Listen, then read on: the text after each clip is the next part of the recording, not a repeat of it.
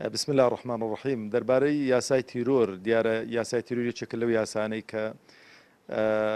دو ساڵ وەکو بڵێ لە پەرلەمانی کوردستان جارێکی دیکە پرۆژە یاسای بۆ پێشکەش دەکرێتەوە و نوێ دەکرێتەوە لە ئەم خولەدا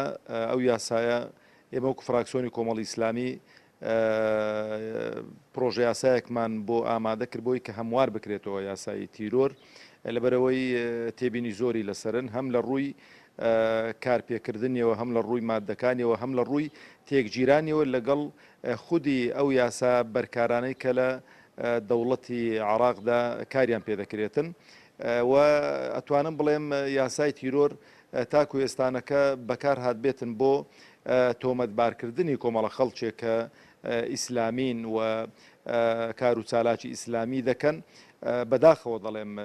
خۆی هەر یاسایە کە دەردەچێتن ئەو یاسایانە دەبێ وەکو بڵێ بۆ هەموو خەڵکی وەکو یەک بن و جیاوازی نەکرێتن بەڵام بەداخۆ لە کوردستانی ئێمە ڕەچاو نەکراوە ئەوجا یاسای تیرۆر کۆتایی پێهاتووە ئەو 2 ساڵە تەواو بوون ئەوەی کە جێی نیگەرانیە کتابێک ئاراستەی ئەنجومەنی شوڕا کراوە کە ئەنجومەنی شوڕا هەڵبستێتن بە وەکو بڵێ درێژکردنەوەی ماوەی کارپێکردنی یاسای تیرۆر جارێ ئەو پێچەوانەی ئەو یاسا بەرکارانەیە کە لە هەرێمی کوردستان داهن ئەوە ئیشی سەرۆکی پەرلەمانە کە سەرۆکی پەرلەمان ئەو سەلاحیەتی ئەوەیە کە کتاب ئاراستەی ئەنجومەنی شوڕا بکاتن کە سەرۆکی پەرلەمان هەر مەوجودە و قانونیەن و شەرعیەن و بە هەموو یاساکان کە لە هەرێمی کوردستان داهن کەس نەیتوانیوە شەرعیەت لە سەرۆکی پەرلەمان وەربگرێتەوە ڕێگری لێکراوە کە دەوام بکاتن ئەوە خاڵێک خاڵی دووەم کاتێک کە نەیزاع دەبێت لەسەر یاسایەک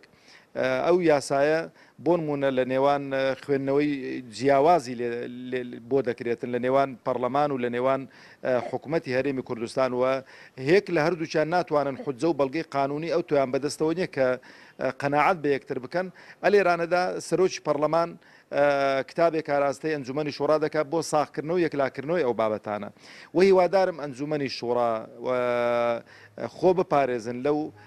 سێڕاع حزبیەی کە هەیە و نێنە ژێر باری ئەوەی کە ئەوانیش ببنە جیهەتێک بۆ ساغکردنەوەی بابەتەکان کە ئیشی خۆیان نەبێتن کە خۆیان تێدا بخەنە ژێر پرسیار و خەڵکی یاساناس و خەڵکی شارەزا پەنجەی تۆمەتیان بۆ درێژ بکاتن.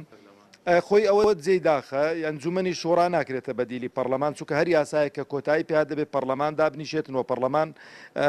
تەسویتی لەسەر بکات خوێندنەوەی جا پرۆژەی بۆ پێشکەشکا بۆ درێژکردنەوەی بێتن یان بۆ هەموارکردنەوەی بیان بۆ کۆتایی پێهێنانی بێتن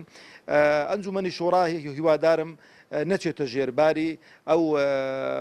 بە حیزبیکردنە دام و دەستگانەی کە تاکو ئێستانەکە بە حیزبی کراون ئەویش بچێتە ژێر ئەو بارە لەبەرەوەی ئیشوکاری ئەنجومەنی شوڕا ئیشوکارێکی مەحدودە وەکو فراکسیۆنی کۆمەڵی ئیسلامیش ئێمە بەڕاستی هەموو هەنگاوێکی ئەنجومەنی شوڕا ڕەت دەکەینەوە و لەگەڵ شان بەشانی فراکسیۆنەکانی دیکە بەیاننامەیەکمان دەرکردووە بۆ ئەوەی کە ئەو هەنگاوانەی کە نراون بۆ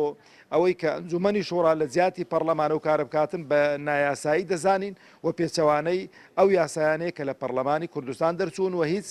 سەلاحیەت و شەرعیەتێک لەگەڵ ئەنجومەنی شوڕادانیە بۆ ئەو بابەتانە.